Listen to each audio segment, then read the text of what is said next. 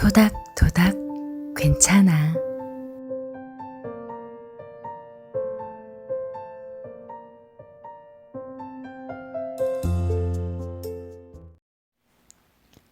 여러분, 오늘 하루 잘 보내셨어요? 속상한 일이 있으셨다면 제가 모두 날려드릴게요.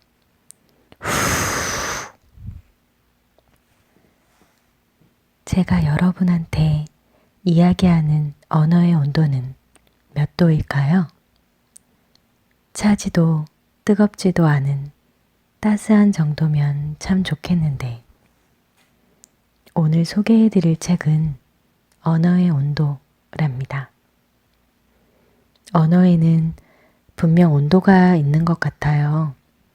그리고 상대가 누구냐에 따라 각기 다른 온도를 사용하기도 하고요. 우린 늘 무엇을 말하느냐에 정신이 팔린 채 살아간다. 하지만 어떤 말을 하느냐보다 어떻게 말하느냐가 중요하고, 어떻게 말하느냐보다 때론 어떤 말을 하지 않느냐가 더 중요한 법이다. 입을 닫는 법을 배우지 않고서는 잘 말을 할 수 없는지도 모른다. 말 한마디에 천냥빛을 갚는다라는 속담처럼 말이라는 것이 가져오는 파장은 정말 큰 것 같아요. 때로는 어떤 말보다 침묵이 그 사람을 움직이게 하는 경우가 있는 것 같아요. 근데 저는 생각해보면 침묵하면 좋을 때 말을 하고 정작 말을 하면 좋을 때 침묵하게 되는 것 같아요. 사람은 누구나 말을 하지만 말을 잘한다는 건 참 어려운 것 같아요. 그냥이란 말은 대개 별다른 이유가 없다는 걸 의미하지만 굳이 이유를 대지 않아도 될 만큼 충분히 소중하다는 것을 의미하기도 한다. 후자의 의미로 그냥이라고 입을 여는 순간 그냥은 정말이지 그냥이 아니다. 그냥이라는 말 한 번쯤 다 써보셨겠죠? 후자의 의미에서요. 왜 전화했어?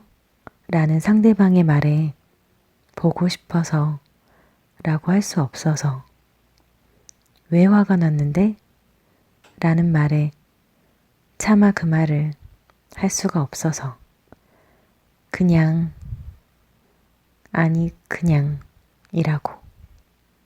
어쩌면 상대방 마음에 대한 확신이 없을 때 우리는 모든 말들을 그냥에 함축시키는지도 몰라요. sorry는 아픈, 상처라는 뜻을 지닌 sore에서 유래했다. 그래서일까? 진심 어린 사과에는 널 아프게 해서 나도 아파 라는 뉘앙스가 스며 있는 듯하다. 진짜 사과는 아픈 것이다. 손자는 커다란 눈을 꿈뻑거리며 대꾸했다. 네, 그럴게요. 그런데 할머니는 내가 아픈 걸 어떻게 그리 잘 알아요? 할머니는 말했다. 그게 말이지, 아픈 사람을 알아보는 건 더 아픈 사람이란다. 상처를 겪어본 사람은 안다. 그 상처의 깊이와 넓이와 끔찍함을.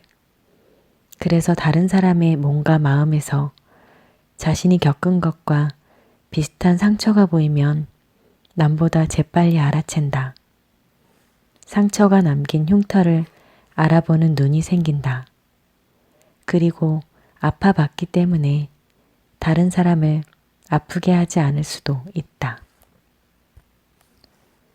저는 병원에 갔을 때 의사 선생님이 제 손을 딱 짚으면 제 몸의 고통이 몇 초간 느껴졌으면 좋겠다.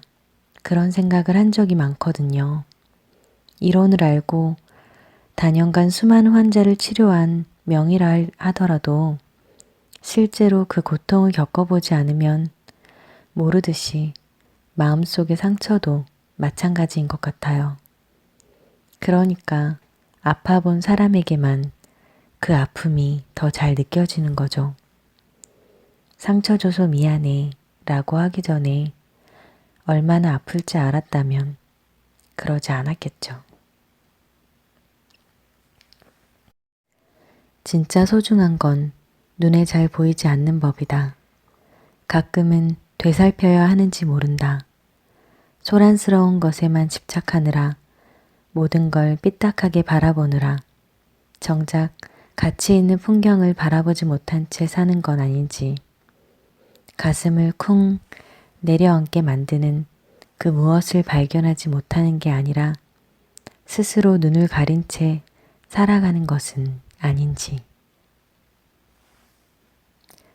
사람은 누구나 내 것이 되면 그것에 대한 감사함을 잊게 되는 것 같아요. 영원할 거라고 착각하게 되는 거죠. 근데 그걸 잃어본 사람은 잘 알죠. 그리고 계속 그 감사함을 잃지 않기 위해 노력하죠. 그래서 사랑도 하는 것보다 지켜내는 것이 더 어렵다고들 하는 것 같아요.